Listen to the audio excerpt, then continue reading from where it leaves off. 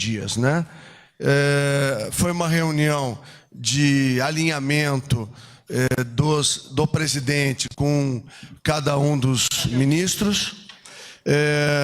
Foram decidido de que nós vamos reproduzir no segundo e no terceiro escalão e depois nas questões regionais os mesmos critérios que foram usados para o preenchimento do primeiro escalão.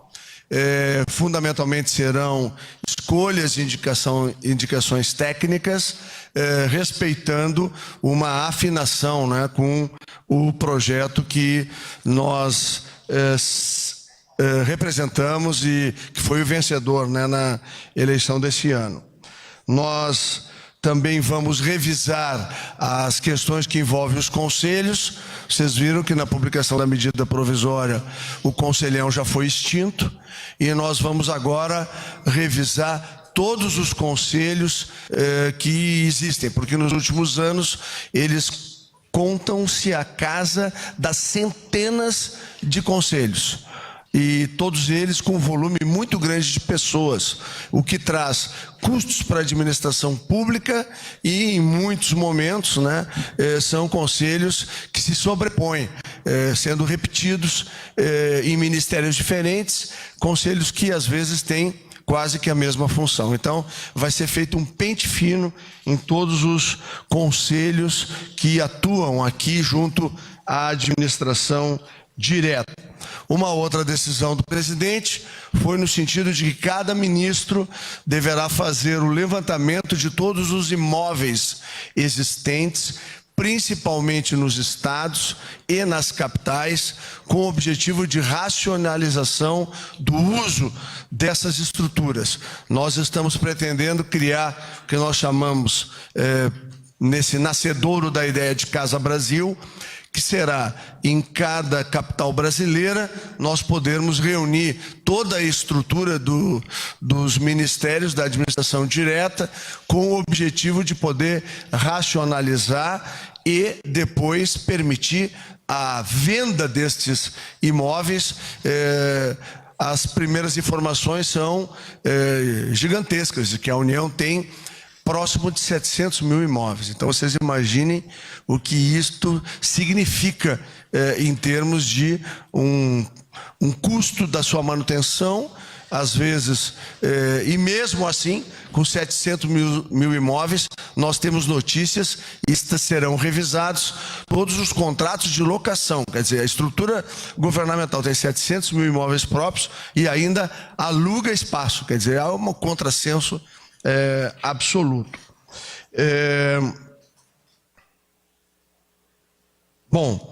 Também foram estabelecidos, né, a questão de ocupação dos espaços regionais, que deverá obedecer uma total sintonia com o governo federal.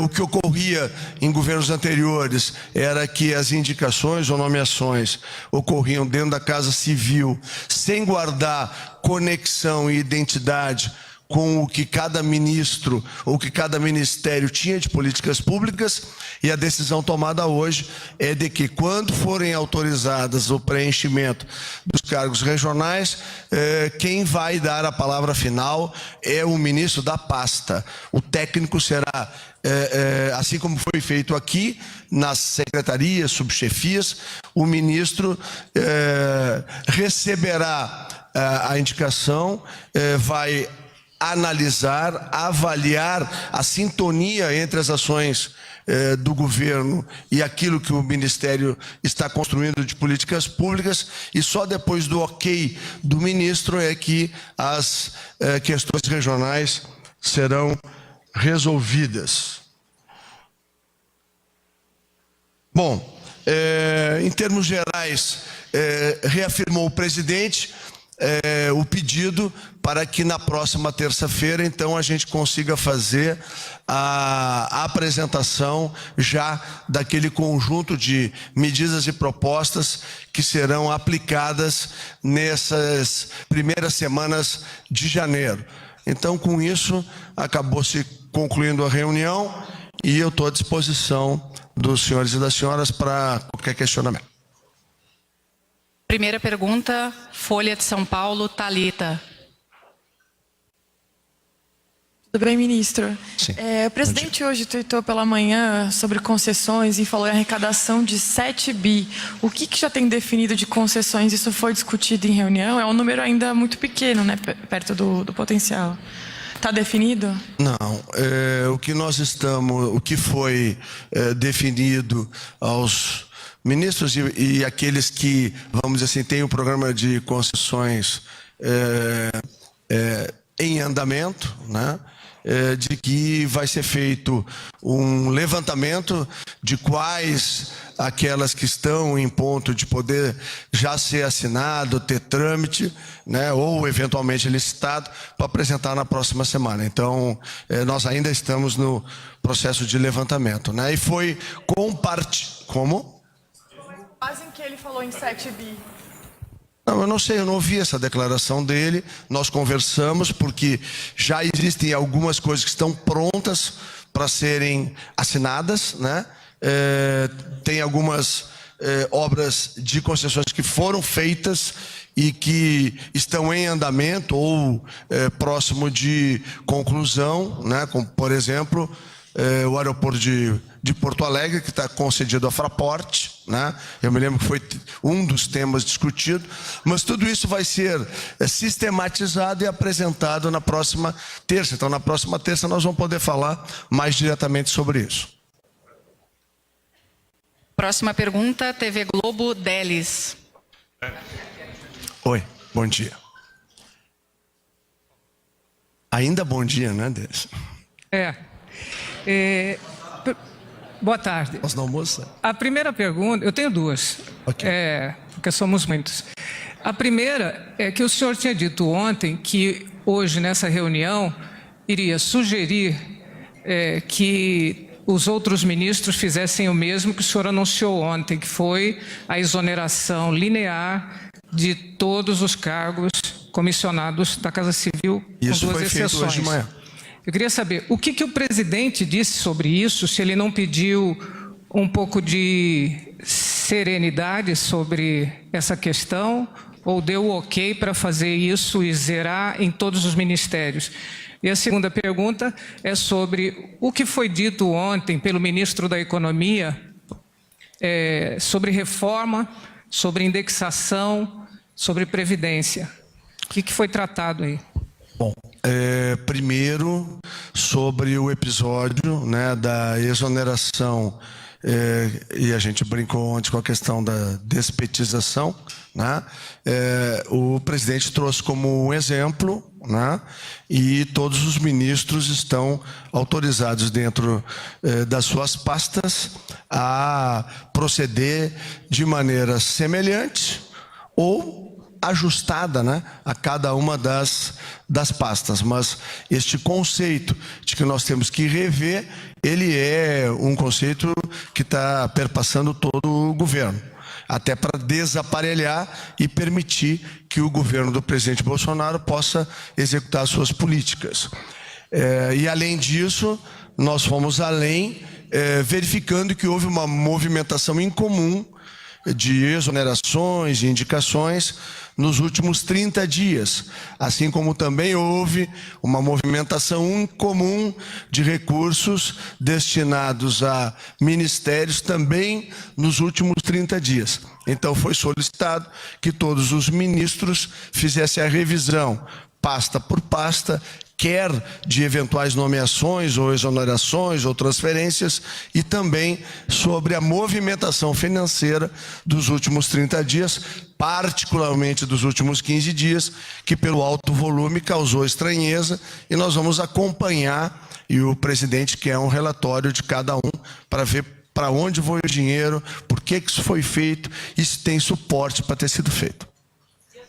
Bom, a segunda, nós vamos conversar, já conversamos, agora eu vou para um almoço com o presidente e com alguns ministros, e ministro Paulo Guedes vai preparar a equipe para fazer uma apresentação sobre reforma da Previdência ao presidente ou no dia de amanhã ou no início da próxima semana. Próxima pergunta, Jornal Estadão, Diana. Ministro, aqui é Idiana Tomazelli. Idiana.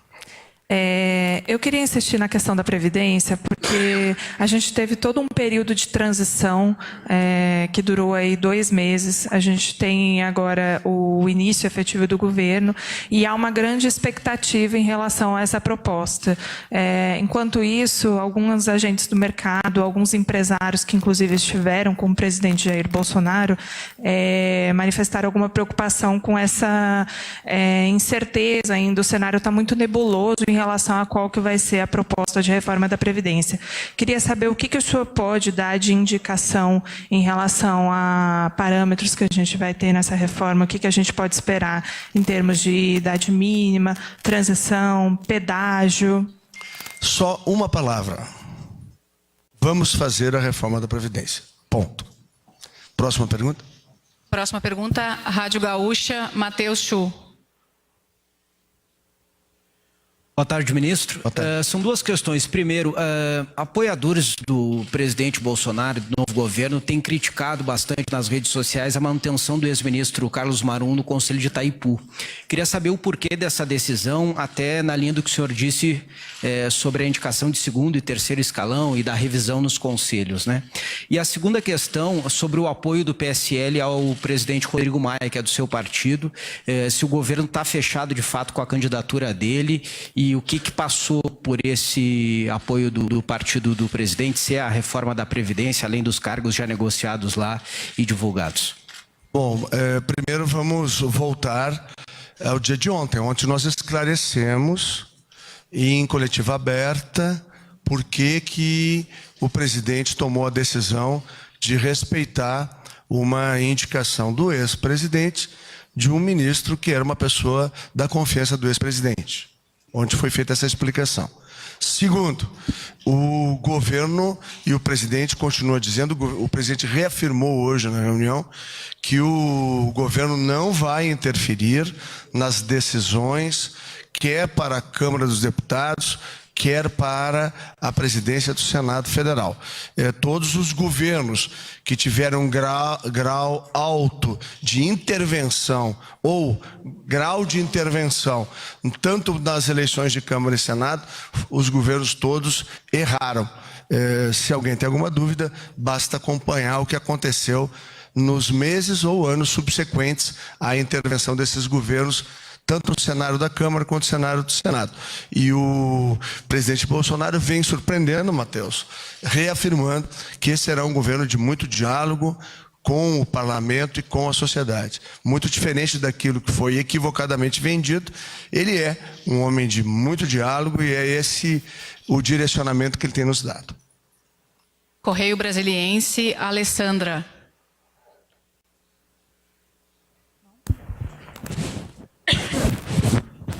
Esta é a última pergunta. Boa tarde, ministro. Tudo Pois bem? não. Eu fiquei com uma dúvida em relação à exoneração dos comissionados, que eu acho que não ficou muito claro como que vai ser feita a avaliação depois para eles serem ou não readmitidos. Quais vão ser os critérios, se vai ser critério técnico, se é critério ideológico, e se, dependendo, se for o segundo caso, não se configura uma caça às bruxas. Não tem. Justamente para não ter é que nós exoneramos todos. Simples assim. E o critério primeiro é técnico, competência, e depois vai ser feito uma avaliação e uma análise de quem é que indicou, como é que chegou, para tentar se retirar da atual máquina, pelo menos dentro da Casa Civil, e isso vai perpassar praticamente todos os ministérios. Não há nenhum sentido, né, de nós termos um governo com o perfil que nós temos, com pessoas que defendem uma outra lógica, um outro sistema político, uma outra organização da sociedade. Então, é isso. Nós precisamos, e nós estamos tendo a coragem de fazer, o que talvez tenha faltado ao governo que terminou no dia 31, de logo no início, ir limpando a casa, porque é o único jeito da gente poder tocar com as nossas ideias, com os nossos conceitos e fazer aquilo que a sociedade brasileira decidiu por maioria. O que a sociedade brasileira decidiu por maioria? Dar um basta nas ideias socialistas e nas ideias comunistas, que por 30 anos nos levaram nesse caos que nós vivemos hoje, de desemprego, de desestruturação do Estado, de insegurança das famílias, de má prestação da saúde e de escola que, em vez de educar, doutrina. É isso, a sociedade fez uma escolha muito clara e nos cabe aqui respeitar a cidadania brasileira. E como diz o capitão, nós estamos aqui para servir a população brasileira e não a nenhum partido e a nenhuma ideologia. Muito obrigado. Obrigada, está encerrada esta coletiva.